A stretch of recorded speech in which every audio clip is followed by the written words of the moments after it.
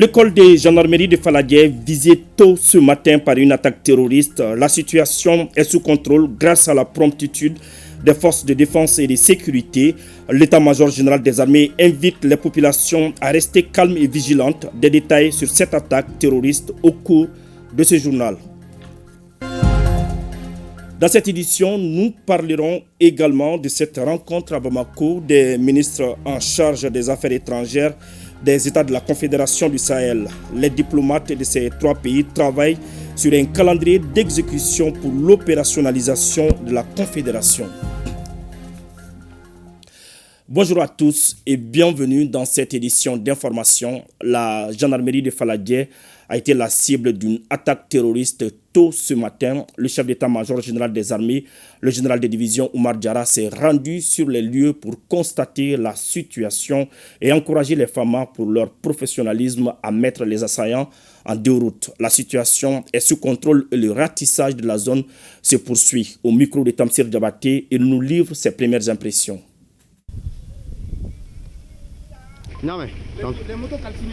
Ce matin, il y a eu des tentatives d'infiltration un peu complexes au niveau de l'école de gendarmerie ici. Et depuis le premier coup de feu, on a déployé les forces et à l'heure où je vous parle, depuis les premières heures, la situation est sous contrôle. Ma présence ici même, dans cet état-là, prouve comme quoi vraiment la situation est sous contrôle. Donc je voudrais en un premier lieu vraiment rassurer les populations maliennes, de varier librement à leur affaire. La situation a été prise en compte par les forces armées maliennes. Les terroristes qui étaient infiltrés ont été neutralisés. Les ratissages continuent. Et les complices aussi, nous sommes en train de travailler vraiment pour récupérer des complices, pour vraiment contrôler la situation. C'est notre travail, nous sommes des professionnels. Je voudrais aussi demander à la population de fournir des informations. Je pense que l'appui a été vraiment très substantiel, permis de récupérer les suspects qui étaient passés par là. Et donc les investigations sont en cours. On vient de voir tous les terroristes qui ont été neutralisés ici. Le point est en train d'être fait, les évaluations vont être faites. C'est demandé aux populations maliennes. Cette situation-là, elle est faite exprès. Que nous sommes tous des Maliens, que les gens ne travaillent pas, nous mettent dos à dos. Tu dis, il faut éviter les amalgames. Si une situation se parle comme ça, la première responsabilité sont les forces armées maliennes. Personne qui est interpellée, nous prenons ces personnes, la mettons à la situation de la gendarmerie pour les enquêtes. Je vais quand même demander aux uns et aux autres vraiment d'éviter les amalgames. Parce que l'objectif de ces terroristes-là, c'est de nous mettre dos à dos et dire que essayer de stigmatiser les gens passés par là. Nous ne sommes vraiment pas dans ça. Et la menace a été circonscrite. Elle a été circonscrite au niveau de l'école de gendarmerie ici. Les ratissages continuent. Les recherches continuent tout autour et puis dans d'autres coins. Nous allons continuer. Nous sommes des forces professionnelles. Nous savons comment faire ce travail-là. Il y a beaucoup de renseignements qui ont été déjà recueillis. Ça va nous permettre de faire des enquêtes très approfondies et puis renforcer et puis mettre la main vraiment sur des personnes très suspectes. Le combat continue. Le combat continue. Toujours sur le même sujet, le ministre des Transports et des Infrastructures informe l'opinion que suite à l'attaque terroriste qui a visé les écoles de la gendarmerie nationale à Bamako, non loin de l'aéroport international président Modibo Keïta Sénou, l'accès à l'aéroport est temporairement restreint afin de prévenir tout risque. Le ministre invite les usagers au calme et assure que les dispositions sont en cours pour la levée des restrictions qui fera l'objet d'un communiqué ultérieur. Le ministre des Transports et des Infrastructures sait compter sur la bonne compréhension de toutes et de tous. Sur un tout autre plan, fin hier à Bamako des travaux de la première réunion des ministres des Affaires étrangères de la Confédération des États du Sahel. Les ministres ont réitéré leur engagement à mettre en œuvre les décisions du sommet de Niamey. Ils ont unanimement condamné l'intervention assumée de l'Ukraine aux côtés des terroristes. Suivant la lecture du communiqué de presse issu de cette réunion avec Seydou Koulibaly, secrétaire général du ministère des Affaires étrangères et de la Coopération internationale au micro de Alou Sénou Touré. Confédération des États du Sahel, AES. Communiqué de presse. La date anniversaire de la signature de la charte du Liptako Gourma instituant l'Alliance des États du Sahel, le 16 septembre 2024, a coïncidé avec la tenue à Bamako de la première réunion des ministres des Affaires étrangères de la Confédération des États du Sahel, AES, sous la présidence de son Excellence M. Abdoulaye Diop, ministre des Affaires étrangères et de la Coopération internationale. Lors de la cérémonie d'ouverture, Son Excellence M. Karamogo Jean-Marie Traoré, ministre des Affaires étrangères, de la coopération régionale et des Burkinabés de l'extérieur du Burkina Faso, Son Excellence M. Abdoulaye Diop, ministre des Affaires étrangères et de la coopération internationale de la République du Mali, et Son Excellence M. Bakary Yahou Sangaré, ministre des Affaires étrangères, de la coopération et des Nigériens à l'extérieur de la République du Niger, ont salué le leadership éclairé de leurs chefs d'État qui ont placé au cœur de leur vision commune la satisfaction des aspirations profondes de leur peuple frère. La création de la Confédération des États du Sahel, le 6 juillet 2024 à Niamey, constitue à cet égard un engagement résolu et panafricain des plus hautes autorités des trois pays pour l'atteinte de leurs objectifs d'intégration socio-économique et de prospérité partagée dans l'espace AES. Les ministres ont salué les annonces fortes de Son Excellence le colonel Assimi Goïta, président de la Confédération au peuple de l'AES à l'occasion de l'an 1 de la charte du Liptako Gourma. Dans cette perspective, les ministres ont réitéré leur engagement à prendre toutes les dispositions et mesures utiles pour la mise en œuvre des décisions et conclusions du sommet de Niamey et réaffirmer la portée symbolique et politique de cette évolution majeure dans le parcours des trois pays vers une intégration continue pour, à terme, parvenir à une fédération réunissant le Burkina, le Mali et le Niger. Les ministres ont également saisi cette occasion pour condamner fermement l'intervention désormais assumée de certains sponsors étatiques étrangers qui abritent, entretiennent et soutiennent les bandes terroristes. À ce titre, ils ont dénoncé le soutien actif et publiquement revendiqué de l'Ukraine aux groupes terroristes qui ont attaqué la localité de Tinzaouaten au Mali.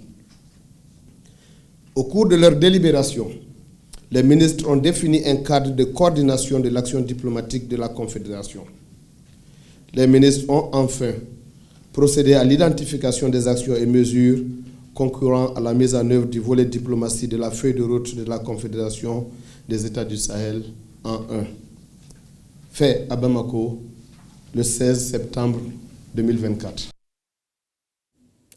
Lancement à Kidal de la Semaine nationale de la réconciliation, occasion pour le chef de l'exécutif régional d'appeler à une forte solidarité envers les victimes des inondations dans l'espace AES. On en sait plus avec Sidi Elmedi, Ag Albaka et Moussa Togo. Lancement de la Semaine nationale de la réconciliation dans la région de Kidal, instituée par le gouvernement de la transition à travers le ministère de la réconciliation, de la paix, de la cohésion nationale. La 3e édition a été lancée par le gouverneur de la région de Kidal en présence de toutes les forces vives de Kidal. Après ce lancement, le gouverneur a installé non seulement le nouveau chef de l'ERAR Kidal, mais aussi a procédé à la remise d'une importante quantité de vivres aux maires de la commune urbaine de Kidal, destinés aux victimes des inondations dans l'espace de l'AES.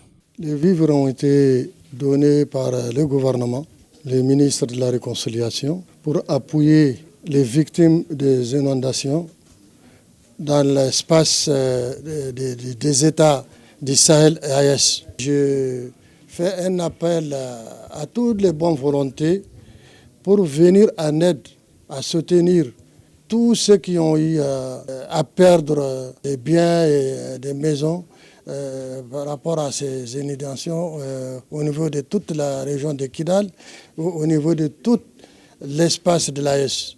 Cette édition de la CENAR se veut un moment de mobilisation générale pour venir en aide aux victimes des inondations, tout en sensibilisant la population à l'importance de la solidarité nationale en période de crise. Une démarche soutenue et appréciée par le maire de Kidal. On vient de recevoir de la part du gouverneur, au nom du gouvernement, une certaine quantité de denrées au profit, n'est-ce pas, des populations victimes des inondations.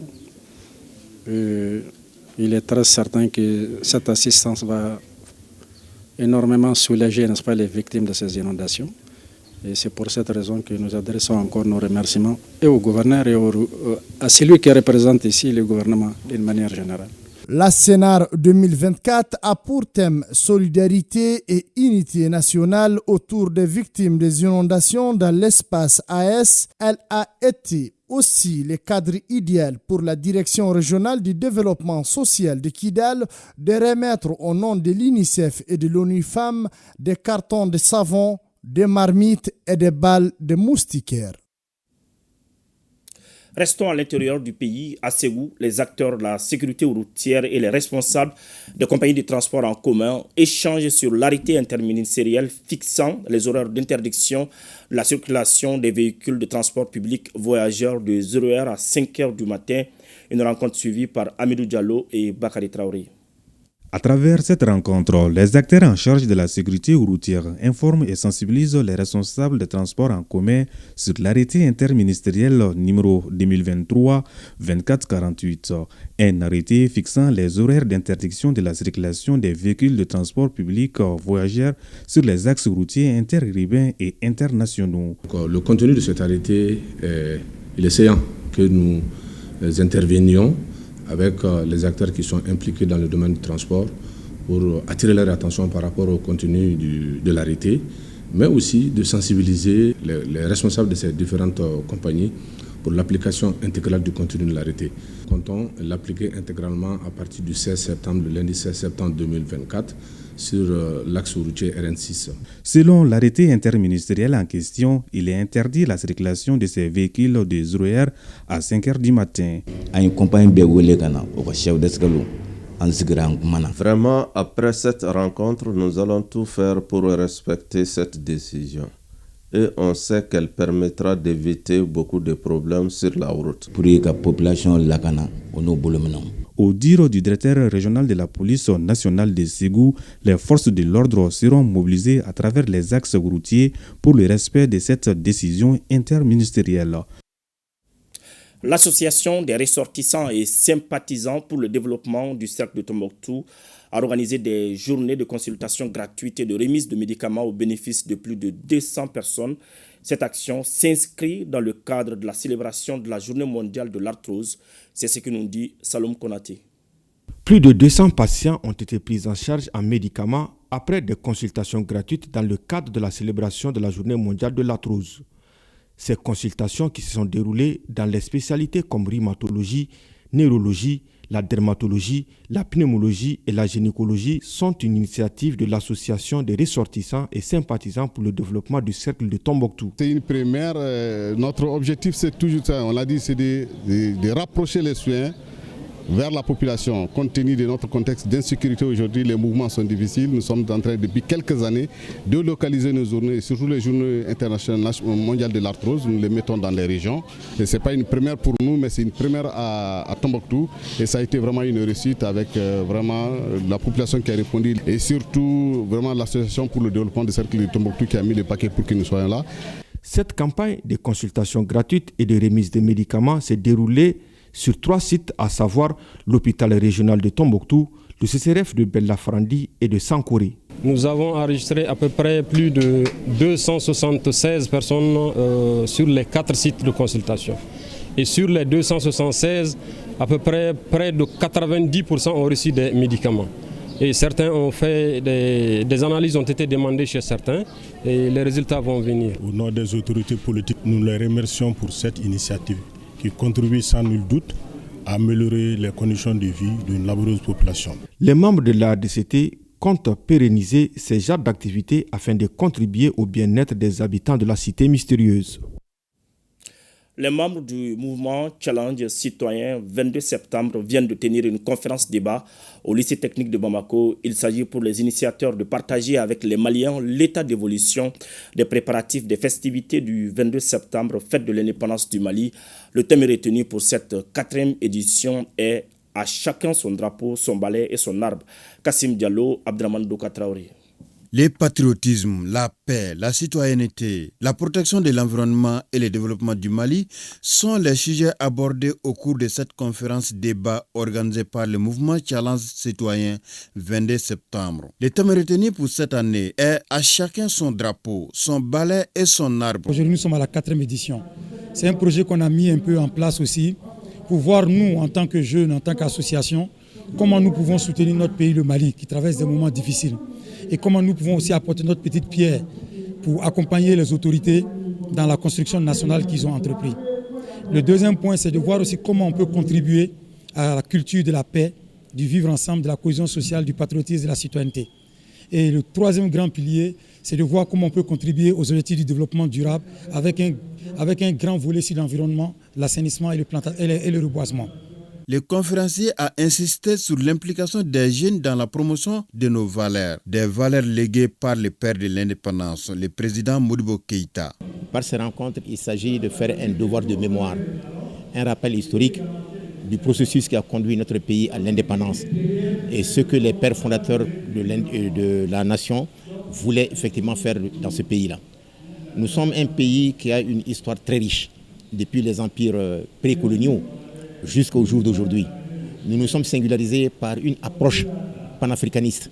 Le Mali a toujours été le centre d'activités qui ont mis en exergue la nécessité pour les pays africains de s'unir et que c'est seul dans l'union que nous pourrons arriver à une véritable indépendance et une promotion sociale, économique et culturelle de nos différents peuples.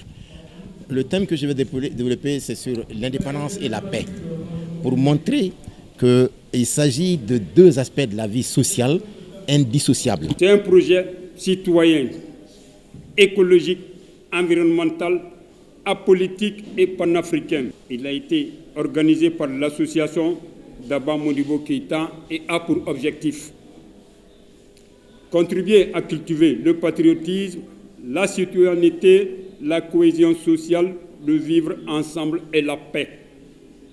Dans le cadre de la célébration du 22 septembre 2024, le mouvement Challenge Citoyen a lancé une campagne de reboisement à travers le pays. Une manière de contribuer aux efforts de l'État dans la lutte contre les effets des changements climatiques et l'amélioration du cadre de vie des Maliens. Intéressons-nous maintenant à la cérémonie de graduation des étudiants du groupe universitaire Gemini Management International. Au titre de l'année scolaire 2023-2024, ils sont une centaine d'étudiants à avoir reçu leur parchemin le samedi dernier. Bokari Koulibaly et Abdoulaye Diarra ont suivi la cérémonie pour ORTM 1. Fierté, joie et gratitude animent ces étudiants du groupe Université Gemini Management International. Après plusieurs années de dur labeur, ils reçoivent enfin le précieux sésame. Le bureau des étudiants de l'établissement scolaire est reconnaissant. Nous voudrions profiter de cette occasion pour remercier les parents des étudiants. Nous remercions également le corps professoral. Nous adressons nos sincères remerciements à l'endroit de l'administration de l'Université Gemini. Félicitations à chacun d'entre vous pour cette étape accomplie. Profitez de ce moment de célébration et soyez fiers de ce que vous avez réalisé. Au nombre d'une centaine, ces étudiants finalistes sont diplômés dans des filières telles que les mines et pétrole, les statistiques appliquées entre autres.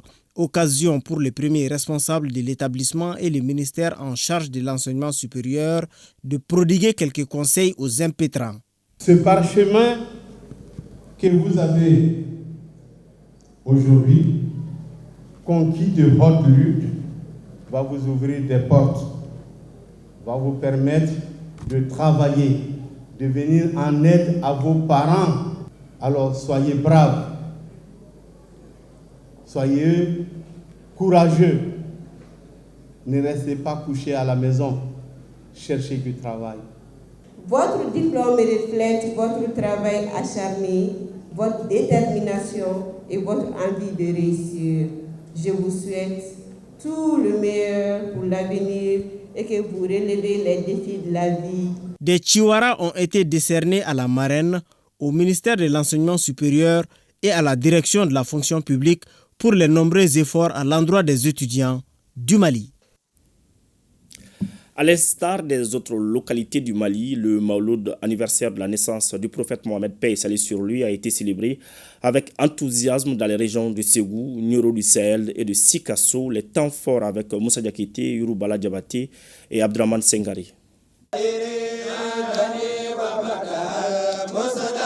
Le Mawlud, anniversaire de la naissance du prophète Mohamed, paix et salut sur lui, a été fêté sur toute l'étendue de la région de Nioro.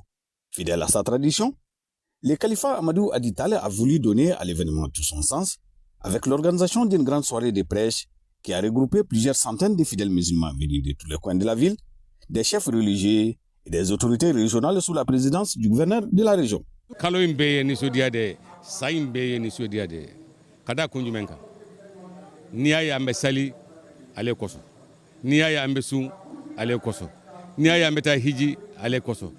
ce que nous faisons au nom de la religion, c'est à cause du prophète. Si ce n'est pas lui, nous ne connaissons pas Dieu. Pourquoi ne pas nous éclater pour l'anniversaire de sa naissance? Des chants religieux mettant en exergue le parcours et la gloire du prophète, des prêches avec des thématiques porteuses et des bénédictions pour notre cher Maliba et ses dirigeants actuels ont été les temps forts de cette soirée. Ces fidèles musulmans qui sont ici pour témoigner leur amour au prophète et à sa naissance, mais aussi pour dire que cette retrouvaille est une façon d'œuvrer pour les vivre ensemble, pour la cohésion auquel nous appelle l'islam. L'islam qui nous appelle à la tolérance, qui nous appelle à la paix et au salut, qui nous appelle au respect de nos autorités et qui nous appelle au patriotisme. Deux figures de proue de la religion musulmane ont tenu en haleine les fidèles à travers invocations et bénédictions à l'occasion de la célébration de la naissance du prophète Mohammed, paix et salut sur lui. Si le prime natif de la région de Ségou, Achek Mohamed Lamine Cham, aborde la thématique paix et cohésion sociale, un concept si cher aux pays membres de l'AES, le second originaire de Sigasso, Ibzaz Zakaria Ouattara, se penche sur l'importance du livre 5 et le Coran. Vers à Sigasso par rapport à la fête du Mauloud, dans tous les coins et recoins de Sigasso, il y a l'ambiance qui est là, parce que c'est la fête, la naissance du prophète sallallahu alayhi wa sallam. Au cours de leur prêche, les deux guides religieux ont exposé la vie et les œuvres du messager d'Allah, une vie marquée selon eux par des épreuves de toute nature. La particularité du Mauloud 2024 est que l'événement coïncide avec un lundi, tout un symbole pour les organisateurs de la soirée. La particularité du Mauloud cette année est que le prophète Mohammed, paix et bénédiction d'Allah sur lui, est né un lundi. Et le Mauloud de cette année coïncide également avec un lundi. Donc c'est une année particulière, c'est un Mauloud particulier. Un Mauloud auquel chaque musulman doit s'adonner à l'adoration d'Allah et faire beaucoup de prières pour son pays, sa famille, les siens et tout le monde. Et ces vœux seront exaucés. Il faut rappeler que la commémoration de la naissance du prophète Mohammed, paix et salut sur lui, est célébrée le 12e jour du mois de Rabiul Awwal en vue de magnifier celui qui, au dire des érudits de l'islam, est venu pour sauver l'humanité.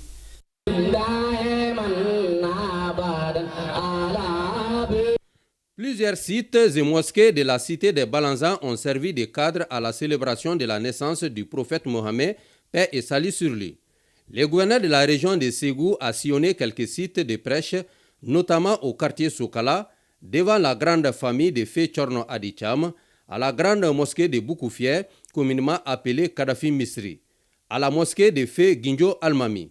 Moment de rappel de la vie du prophète Mohammed, paix et salut sur lui, cette célébration est une occasion de rassemblement et de promotion de la religion musulmane. Ceci respecte une tradition bien établie, tradition qui consiste à faire passer le message des plus hautes autorités de la transition sous la houlette du président, le colonel Assimi Goïta, à l'endroit de la communauté musulmane de Ségou. Ce sont des messages de salutation, des messages de paix, des messages de concorde, des messages d'encouragement pour tous les efforts qui sont faits dans le sens, n'est-ce pas, de la stabilité de la région et plus largement dans le sens de la stabilisation de l'ensemble du pays. C'est aussi le lieu pour les autorités régionales de véhiculer des messages de paix et de réconciliation. Parler avec nos frères et sœurs musulmans, leur dire que nous sommes avec eux, nous partageons ces moments-là avec eux, ces moments de prière, ces moments de bénédiction qui consacrent le Mauloud, qui consacrent la naissance, n'est-ce pas, du prophète, paix et salut sur lui. Au cours des prêches, l'accent est mis sur les valeurs fondamentales de l'islam, le pardon, l'amour de son prochain, la solidarité entre autres. Toute chose appréciée par le gouverneur qui a aussi exhorté les fidèles musulmans à plus de prières et de lecture du Coran pour Un mot de sport dans ce journal, les championnes et champions d'Afrique de basket de moins de 18 ans ainsi que les médailles d'or en gymnastique aérobique sont arrivés hier à Bamako. À l'accueil, le Premier ministre et une dizaine de ministres pour leur rendre hommage au nom de la nation malienne et au nom du président de la transition, le colonel Assimi Goïta. L'accueil, c'est avec Sedagatou Sissi. À l'aéroport international, président Modibo Keïta, c'est nous. Beau temps sous une température de 30 degrés.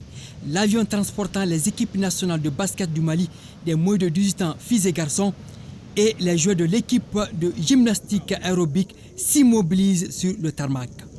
Il était 14h09. À l'accueil, le Premier ministre Dr Choguel Kokala Maïga et plusieurs membres du gouvernement. Du sourire, des acclamations, les meilleurs d'Afrique en filles et garçons et en gymnastique aérobique, trophées en main et médailles d'or au cou sont félicités, applaudis et remerciés pour service rendu.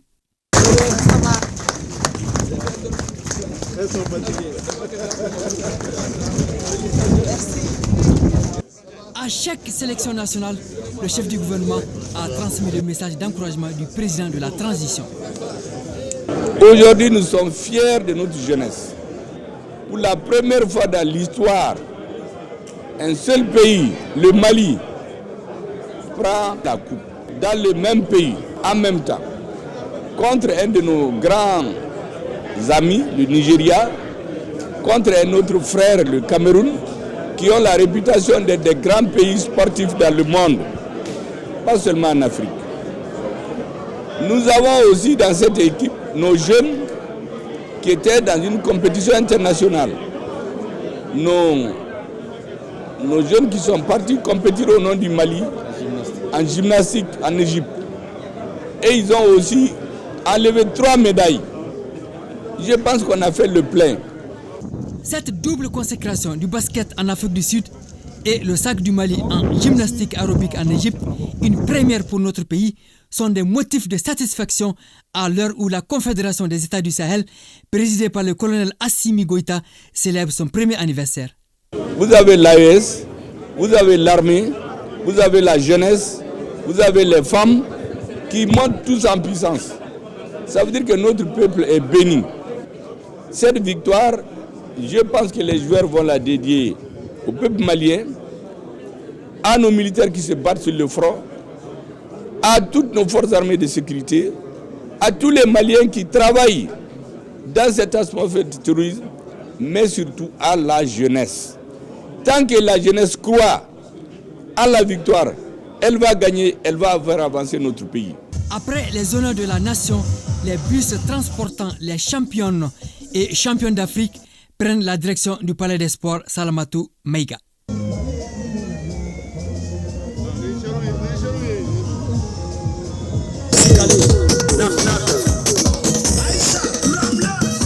Tout au long du trajet, les Maliens en communion sont sortis brandissant le drapeau national pour dire merci à ce groupe de sportifs étoilés.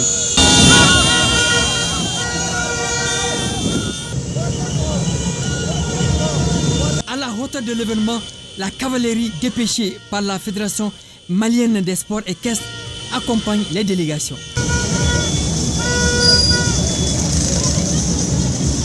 Une fois arrivé au Palais des Sports Salamatou Maïga, la réception populaire peut commencer. Ce communiqué, avant de se quitter, le ministre des Transports et des Infrastructures informe l'opinion que suite à l'attaque terroriste qui a visé l'école de la gendarmerie nationale à Bamako, non loin de l'aéroport international président Modibo Keïta Sénou, l'accès à l'aéroport est temporairement restreint afin de prévenir tout risque. Le ministre invite les usagers au calme et assure que les dispositions sont en cours pour la levée des restrictions qui fera l'objet d'un communiqué ultérieur. Le ministre des Transports et des Infrastructures sait compter sur la bonne compréhension de toutes et de tous. Et à titre exceptionnel, suivez tout de suite, juste après ce journal, Amadi Diarra pour le flash d'information en Bamanakan. Fin de ce jour.